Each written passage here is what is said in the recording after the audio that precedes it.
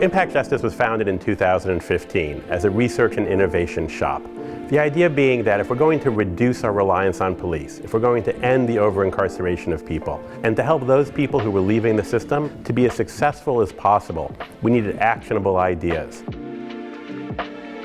COVID-19 happened and really exposed this for what it is. You were seeing massive releases take place in the community with people having nowhere to go. And so this was an opportunity for us to really step up and show the gaps in housing. As a formerly incarcerated professional, and what I mean is I'm a professional in this field of criminal justice reform, and I have a formerly incarcerated background, I know all too well what it feels like to anticipate release and not know where you're going to land. Before you can start to connect to your community and connect to your family and really start to get a job, you need somewhere to live. Because our participants particularly are people that have been sentenced or served more than 10 years in prison, really what the Homecoming Project is doing is providing them a safe place to live in a community that they can begin to now start to put the pieces of their life back together.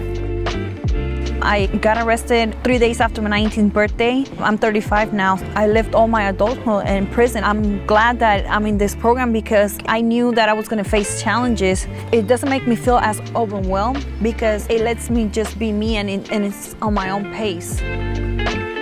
Homelessness is one option of housing for people getting out of prison. Another one is transitional housing.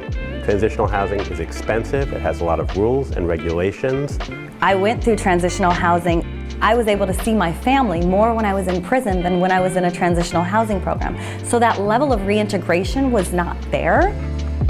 I don't want anybody else having to come through that. I don't want them welcomed home with going from one institution to another. I want it to be more people-centered. That inspired me to get this house. I want somebody to come home and be really welcomed home. We could sit down and we can be a family and build relationships. Can you tell me a little bit about yourself? Most of my time in the transitional, it was the same feeling I had in prison. The difference is here, you know, it's the first time there's really been like freedom, and it's hard to put into words the way I feel.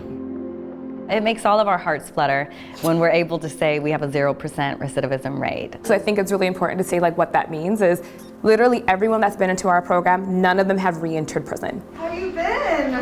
Well, super blessed now, right? Even more so. The Homecoming Project is built upon the ideas that we've learned from the sharing economy. You can go to an Airbnb tonight and know very little about the host. In the Homecoming Project, we actually put people in homes and we tell the participant, the person leaving prison, everything we can about the host, and they get to even meet and interview that host. And we tell the host everything we can about that participant. I'm learning a lot of things that they actually go through just by listening. I just need to get to know more about what they have to deal with and having patience and having the drive to want to help them even more. The money that goes into our housing program goes back into the community, stimulating our local economy, helping housing stability for our homeowners, changing the narrative for how people look and view formerly incarcerated individuals. When someone builds a relationship to their community, to their host, then they become more invested. Then they become more excited about giving back and seeing it thrive. It makes the community safer. We don't pick the successful people. I think we give people the opportunity to be successful. And when you give people that chance, when you give them the tools and the resources, then almost anything is possible. And that's what we're seeing.